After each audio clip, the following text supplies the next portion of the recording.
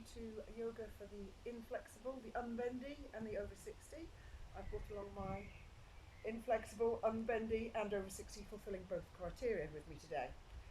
My husband's very keen on golf, and so a lot of these stretches will be aimed at what apparently is good for golf. So we're going to start off as always with just correct standing. So feet about hip width apart, slight bend in the knees, slight tilt of the pelvis, and the arms heavy, as if you've got weights in your elbows, drawing your elbows down. So the shoulders should come down. And it's like a golden thread drawing you from the head, so your head just tucks in slightly. It's really good and important to get a habit of just standing properly straight away. So what we're going to do now is work on neck and shoulders. So if you turn front. So it's very simple stretches, you'll know them all before.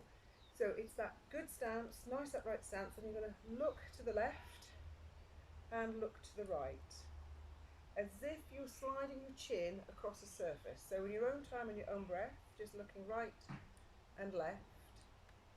And make sure you get to a point where you can feel the stretch. It's not you don't want to be pain, you're not pushing yourself too far, but you really want to feel you're doing it. You're getting a good stretch of the neck. And then the next time you're in centre, drop your chin down onto your breastbone and just breathe for a couple of seconds there and feel the stretch that comes down the shoulders and the neck. It gives it a nice stretch there. The weight of your head just pulls it down. And then an in-breath, allow the head to come up and drop back as far back as you can comfortably go. And on an out-breath, the chin comes forward. So I'm quite sure you're very familiar with all of these. Very simple neck stretches, but your spine, everything hangs off your spine. So we need to start from the top of the spine and work our way down. And the next time your chin's in centre, bring your ear to your shoulder. So bring your ear to your shoulder, then take the hand where the shoulder's bent over and put the hand on top. Now you're not dragging it down, it's just the weight of that hand just gently draws it. You'll feel straight away a bit more. Then you turn your head as if you're sniffing your armpit. I can't find a nice way of putting it. And you reposition. Now your hand should be holding about the back of your head, and that's pulling in a slightly different place. So we're just giving the whole of the neck a nice loosen up, a nice stretch. Then release and do it at the other side. So drop ear, yeah, so try not to, that's lovely. So you're just drawing it down with the weight of the hand. A bit longer than he just did. Stiff the armpit, holding the back head. Then you use the hand to put on your ear to lift it up. Right, so now we're going to work down and start working on the shoulders. So just a simple scrunch up your shoulders and drop them down. Drop. Scrunch up, drop them down. That's it. Breathing in as they come up, breathing out as it goes down. Now this time bring it in and up, and then bring your shoulders forward, then drop them down. So shoulders in and up, and forwards and down. And again. And then surprise, surprise, it'll be back this time. So up, back, and down. Up, back, and down. Put your hands on your shoulders, fingers to the front, and making circles with the elbow. So it's how much you can manage to do. So it might be that your circles are quite small, it's fine. You'll never get better if you don't actually try. So you just go to your shoulders. Graham's got fairly good movement there with his shoulders. Lovely, and then bring them down. Now this is, I love this one. It's you stretch your arms out straight, like you're trying to get your fingers pushing from one end to the other.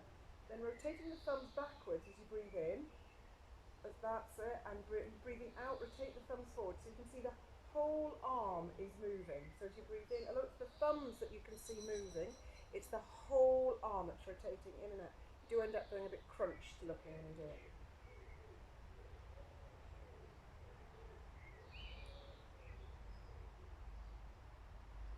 And then release. You can give yourself a little bit of a shake if that helps. Right, interlace your fingers behind your back and draw the hands down the back, so it's opening up the chest. So drawing it down, so they're pulling right down at the back here, so the chest gets nicely opened. Then bring the hands to one side of the waist. So stay forward, that's fine. So with the fingers interlaced, you're bringing the hand to one side. That's it. So now you're getting a nice stretch across the front of the chest there. Try trying to keep the chest forward, roughly, and just a few breaths in each position. It's just a few breaths. And then do your hands at the other side. You'll always find one side is more accessible than the other side, so just go as far as you can comfortably go. And release. Now give yourself a hug. Doesn't matter which hand's on top, we'll swap it. So we're now loosening the back of the shoulders here, we're opening the shoulders up there. Then raise your arms up and either the back of your hands together, or you might be able to get the front of your hands together, doesn't matter, it's not a competition. And then the elbows are coming out and up. So we're really getting a nice stretch across the back of the shoulders here. It's called eagle arms. And release. Now you hug the other way round. Is that the other way round? No, it's the other way round. Hug the other way around, so the other arm's on top now. And really have a good hug before you go into the eagle arms, because it really does open those shoulders up nicely, gets them warmed up for your eagle arms. And so it's an active, it's not passive. You're pulling the elbows out and you're pulling the elbows up, so you're getting a nice stretch across the back of the shoulders there. Lovely. And release. And if you can turn around, we're now going to open up the front of the chest a bit more. So can you hold, if you turn right way around, can you hold your elbows behind your back or your wrists? Get your elbows as far, so getting it from, getting it as far back as you can. It might be you can hold onto your elbows, or it might be that you're holding a bit further. That's fine, we're just opening up a little bit there. And then we're going to go for the full, I'll show you the full posture. And that's where you interlace the fingers. Graham is laughing, as we see. So, this is where I brought a prop, a golf club. So, as you can see, Graham's able to use his hands to sort of use that to slide up and down. You can walk up and down the shaft of the golf club, and that's really opening up the front of the chest there and stretching out the shoulders nicely. And then obviously you have to do the other side, otherwise your arms fall off.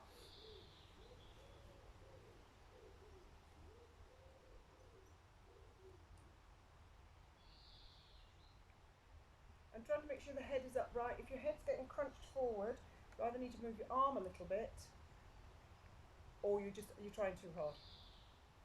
That's lovely. And release. So you turn around.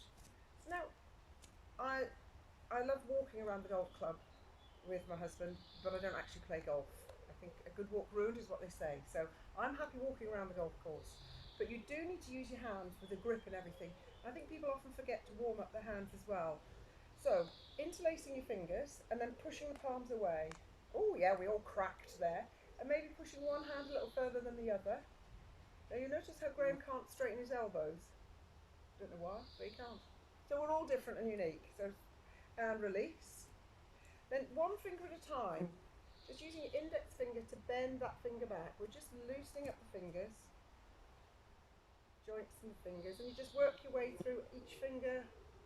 When you've done one hand, we'll just go and do it on the other. You might find you get cracks. Shouldn't be in any pain. Any pain, stop whatever you're doing if you're in any pain at all. Then just make tight hands and then stretching the fingers out. Really stretching them. Tight hands, stretch them out. Tight hands, stretch them out. And now it's getting each finger to touch the base of the thumb. We're just improving the dexterity in the fingers, getting some blood flow going to them. Hold on to your wrist and make circles. Now the reason we hold on to the wrist is it stops you from just moving the whole of the arm. So you're working more on the wrist in one direction, then in the other direction. And both hands obviously, otherwise your arms fall off.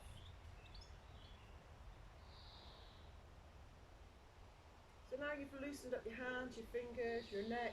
We're now going to work further down the spine. So we're going to do dangling. So I'll show you what the full posture is, and then we'll show all the different choices. So dangling, we're stretching the whole of the back, and the full posture will be coming down like that. But there is also, so if Graham starts with his knees bent and just gently comes forward. Now that's where again you can use your props. If you find that your gravity is dragging you down too deep into it, then you can use a prop. If If you have your knees nice and bent, then you can gradually feel the stretch, because we're stretching the whole of the back body with this one. Is that as far as you're going? Yeah. Then put a little bit of twist in it. Just come to one leg and to the other. So you're getting a little bit of a twist. I don't know if it's accessible to you. You can get hold of your backs of your calves. And when you can get hold of your backs of your calves, sometimes because you're in a nice deep bend, you might find you can then start to just straighten your legs a little bit because they're supported. See how he's suddenly got his legs straight just because he's supporting them. So that's giving it a nice full stretch there. Right. Standing banana asana. So you want to face front, interlacing the fingers and bring your arms up over your head. Now if you struggle with interlacing it, Graham hasn't got much flexibility, it's your wrists that normally let you down in this, isn't it? So, you know, if you find you really can't, then you can just hold on to your fingers, it just gives an extra. Now, what you're wanting to do, you're going to keep your feet together-ish, and then he's going to come over towards the left, but really lifting up out of the waist, opening that rib cage up, over towards the left. And now you're breathing into the rib cage, so we're lifting out of the waist, breathing into the rib cage. And making sure that you're nice and straight this way, that you haven't ended up going forwards or backwards. And then allow the breath to draw you up straight. And then if you breathe out, go in the other direction. And again, it's up to you how long you want to hold these for, a couple of breaths, a bit longer. It's worth doing it for a few breaths, not just sudden breaths. Now to add an extra bit in, if you can cross your right leg over your left and have the feet on the ground, interlace your fingers, now come this way. Do you notice a slightly different pull? So that just increases the, alters what muscles you use. No, you would then swap legs to the other side. That's it, swap legs to the other side.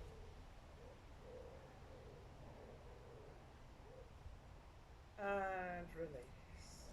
So the next one is, in yoga it's called a half Gunamanasana, which is a half monkey pose, which is working up for the splits, but don't worry, I'm not going to make you do the splits.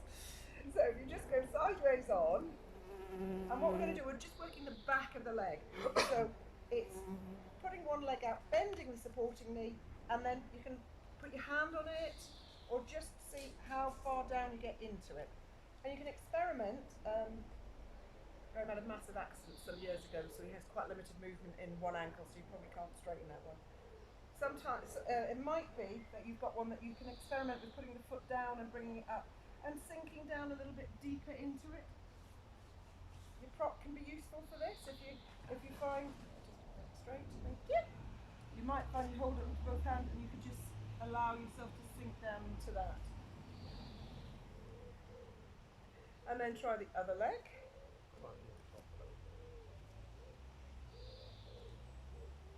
So bending the back leg and straightening the front leg. The bent knee, try and bend the knee over the foot so that you're not twisting and putting the foot into danger. You can have the foot out at an angle, you might find it more comfortable, but it's very difficult because of Graham's injury. Lovely. Now we're going to do triangle. So if you go front on, take your feet about a bit wider than shoulder width apart.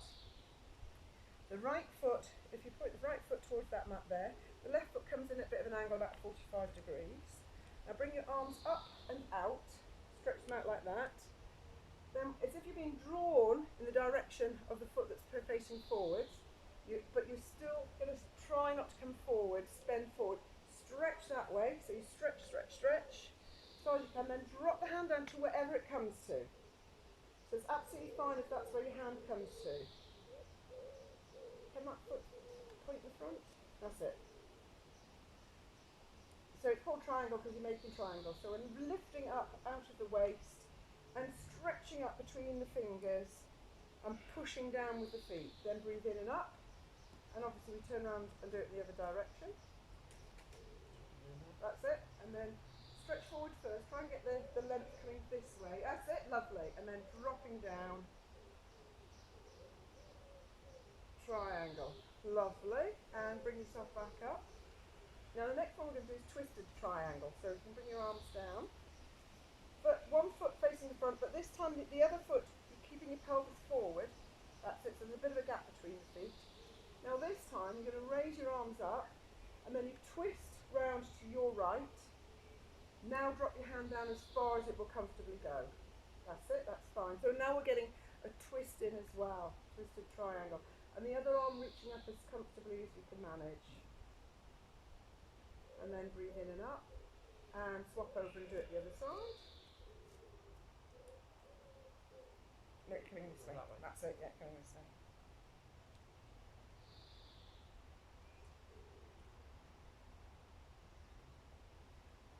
And there are lots of variations you can do with this. You can use a prop. You can use a prop that might help you get a little bit deeper down. But remember, it's not a competition. It's just about what you can do. Graham doesn't do an awful lot of yoga, so he's not practiced it a lot. I can probably get myself down to there, but that's cheating because I do it about 10 times a day for the last 10 years. So it's your edge. It's how you're feeling it. If you're getting the stretch, it's not how somebody else is doing it. Remember, this is about you stretching and getting yourself ready for whatever sport you're keen on. Now the next one is water. We call it waterfall. So if you turn sideways, as you can see, interlace the fingers, step your right foot forward. Now it's like you're on tram lines, so the feet are apart and pointing forwards. It's like you're on tram lines. And now, keeping the back straight, and the arms will go wherever they go, you just lean forward over that front leg. So it's however far you get. So keeping the back straight. So we're working the arms, we're working the back of the legs.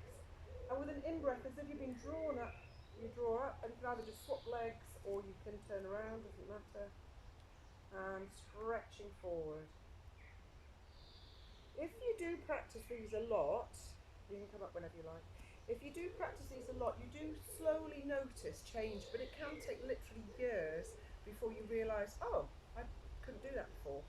But you'll never get good at something if you don't practice it. So it's about practicing it. Just like golf, funnily enough. Right, we're going to do some wide-legged forward folds. So, wide legs. The trick with these is to remember when you're folding forward, you're not slouching forward. The movement comes from the thigh bone is locked into the hip, the pelvis, and the movement comes from there, not from there. So very much, this is where a lot of people have restriction in what they can access, so it's whatever you can do.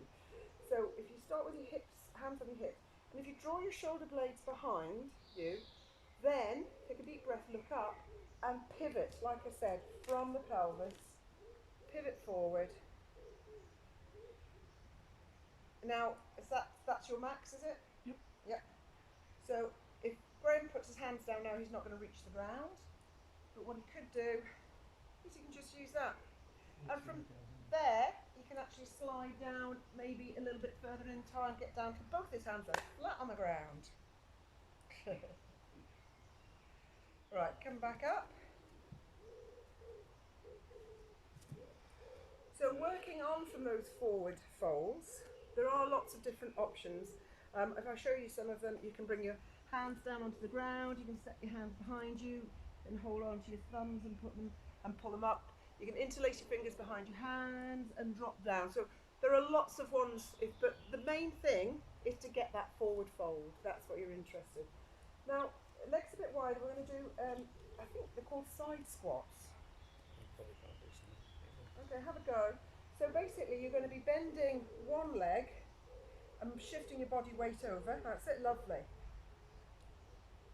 And then come up and go over to the other side. Again, prop, quite useful. There is nothing wrong with using props. If they allow you to safely access a pose to a good, safe depth, you see how much more confident Graham is now he's got something to hold on to, so he can just sink backwards and forwards comfortably. Watch the video of me getting him this. And now again, it might be difficult because it's Graham's ankle, but another option you have got to do, you can do, is where you come up on the heel. Can you manage that? Mm. And you'll feel a different stretch because you're coming up on the heel. Easy to be. Right.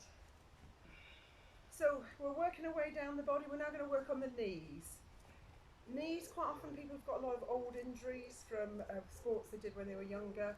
So be very kind to yourself. If you feel any pain, stop at any given point.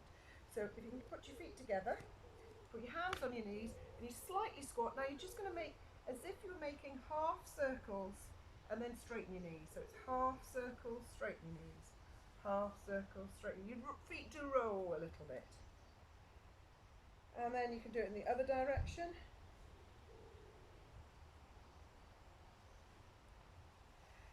Then warming up the ankles a little bit. If you stand on one foot, again, if your balance isn't brilliant, then you can just hold on to your prop. You stand on one foot, and you, on the ball of the other foot, you try and make little circles with the ball. So you're working the ankle and the feet. So you're just doing little circles in one direction and in the other direction, otherwise your foot falls off. And then bring the foot behind you and put the top of your foot, and then just a little dip down. So you're just stretching the top of the ankle. Then obviously swap over and do the other foot. Probably not, so I imagine. There's little circles. And it's working within your limitations and with your injuries, with any operations you've had or anything like that. Don't do anything, that's fine. Right. So there was a good selection of warm-ups. Obviously it's probably not realistic to do all of those just before you play golf or whatever sport you're into. But maybe you pick one or two that are your favourite. And they're all non-humiliating, you can do them in public. So a big thank you to Graham, if you just want to wait a minute. And we'll say goodbye. Bye!